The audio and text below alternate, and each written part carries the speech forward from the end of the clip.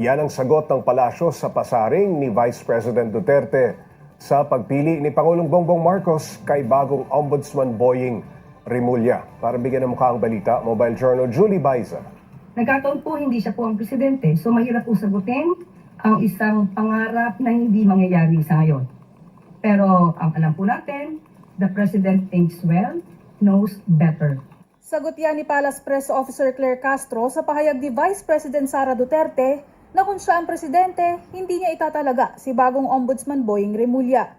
Giit ng palasyo, ang Pangulo naman mismo ang nanguna sa investigasyon sa korupsyon at hindi raw nito hahayaang konsintihin ang mga nagnanakaw sa pondo ng bayan.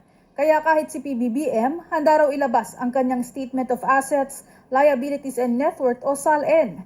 Alinsunod ito sa pahayag ni Rimulya na planong isapubliko ang SALN ng government officials na hinigpitan at nilimitahan noon ang ombudsman sa ilalim ng Duterte administration. Lahat po na nasa executive department, handa po. Dumistansya